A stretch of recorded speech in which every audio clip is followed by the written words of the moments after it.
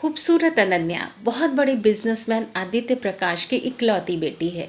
By birth उसने luxury व दुनिया भर के ऐशो आराम को पाया। कुछ भी डिमांड करने की जरूरत ही नहीं पड़ती, सब कुछ उसके हाथों में होता है।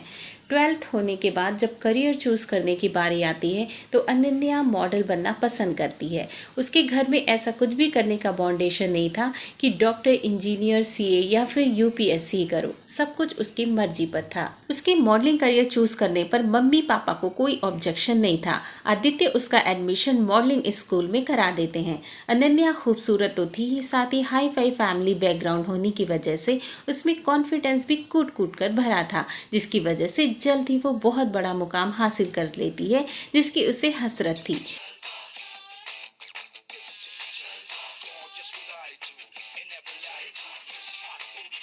वे देश की नंबर 1 मॉडल बन जाती है, जिसको टक्कर देने के लिए दूर दूर तक लोग नहीं रहते, और यह रुतबा वह लगातार 10 सालों तक बनाए रखती है।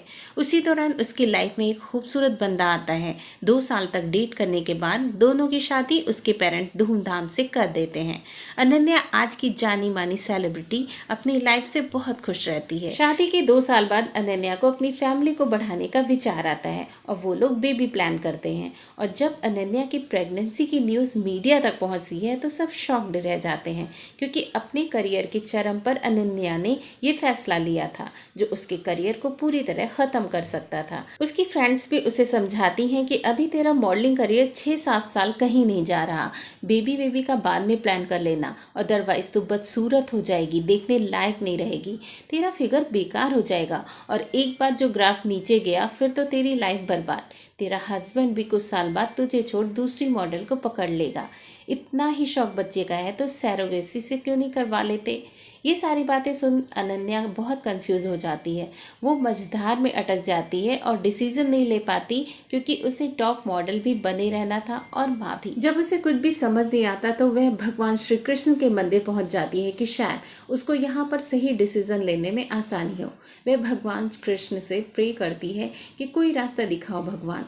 तभी उसे एहसास होता है कि कोई उसका दुपट्टा खींचे जा रहा है। जब वह मुड़कर देखती है तो एक 5 साल का बच्चा उसे देखकर मुस्कुरा रहा था और अपनी तोतली ज़बान से कह रहा था कि मुझे भी लड्डू चाहिए।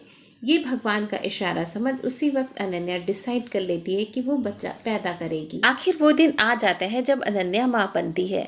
वो दिन कृष्ण जन्माष्टमी का होता है और वो नन्हे से कृष्ण की माँ बन जाती है। हाँ, उसको बेटा होता है, वो भी जन्माष्टमी के दिन। साक्षात कृष्ण भगवान उसके यहाँ प्रकट हो गए थे। उसकी आंखों से आंसू गिरे जा रहे थे। एक तरफ उसके कानों में उसकी सहेलियों की आवाज़ें गूंज रही थी कि वह अब बदसूरत हो गई है, तो दूसरी तरफ वात्सल्य रस उमड़ घुमड़ कर उसके जहन में घूम रहा था। उसी समय वहां खड़ी डॉक्टर से आखिर में पूछ ही लेती है कि डॉक्टर, अब मैं तो बदसूरत हो गई ना।